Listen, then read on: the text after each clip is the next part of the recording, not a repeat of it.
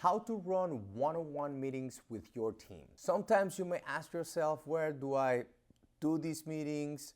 Multiple times a week, once a week, once a month? How long do I run these meeting for? Are they even necessary? Am I wasting my time?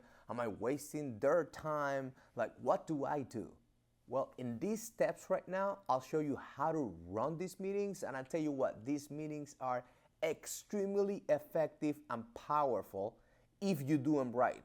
And it should only take 15 minutes of your time to meet each time. So let's get into this. Step number one, schedule them weekly at the same time and early in the week if possible. These meetings are intended to be 50 minutes only, but it's extremely important that you schedule them regularly, that you show up to these meetings, and they're done early in the week so that you can discuss what was done the previous week and get ready for the next week in a fresh week right there. So you do it Monday early if you start on Mondays, or you do it Mondays in the afternoon, or just schedule it however it best fit your schedule, but make sure you're consistent.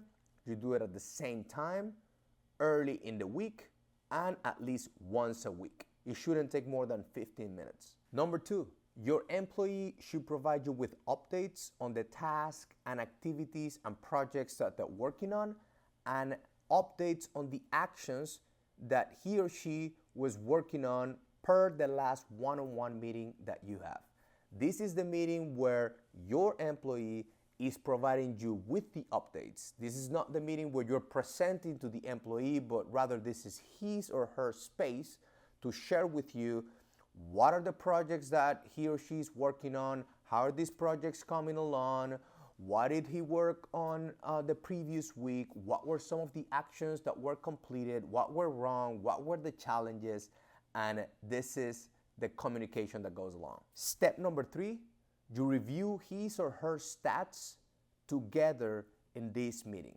This will put the attention of your employee on the statistics, and it also demonstrates that you actually check for those statistics. Those are important to the organization, and you're checking them on a weekly basis.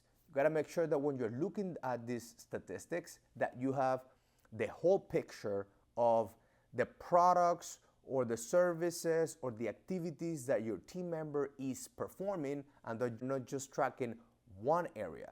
As an example, if you're tracking for the person the number of deliverables that this person is producing and sending out to the next step, the client or the reviewer, then you also want to make sure that you track the quality of those deliverables with another KPI that will tell you, or with another metric that will tell you the entire picture. You just don't want one flow, you want also to know what came out of that, right? Because if the number of deliverables goes up, all of a sudden he was doing 5 a week and now it goes to 15, that is a great indicator, but it's only as great as the quality of those deliverables that your team member was putting out. And how do you track those? Well, that will be another metric or statistic that you're tracking. Number four, set a battle plan for the week.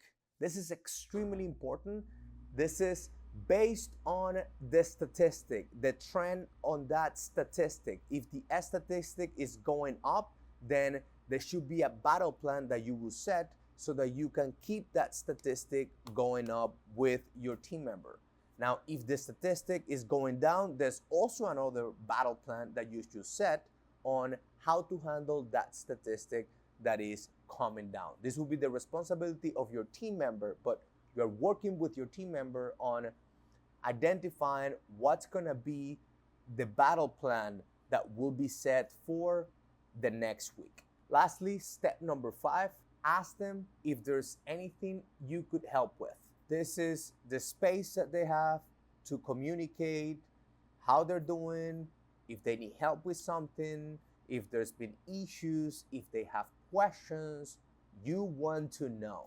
Whatever's going on, whatever's happening, you want to know. And this is where they have the opportunity to share some of those challenges or problems or ideas. Maybe they have an idea on how to do something better, or they're working on a particular task, but they identify this new technology that could actually make that task more efficient, and you can not only implement that for that employee, but actually you can do that for another group of employees that you have. So this is a value add for the organization. That's why this fifth step is extremely important, and it's open-ended question and open dialogue so that they can share with you some of these ideas, concerns, problems, or questions that they have. So I just walked you through 5 simple steps on how to run very successful one-on-one meetings. These are meetings that should be done regularly on a consistent schedule, very short 15-minute meetings.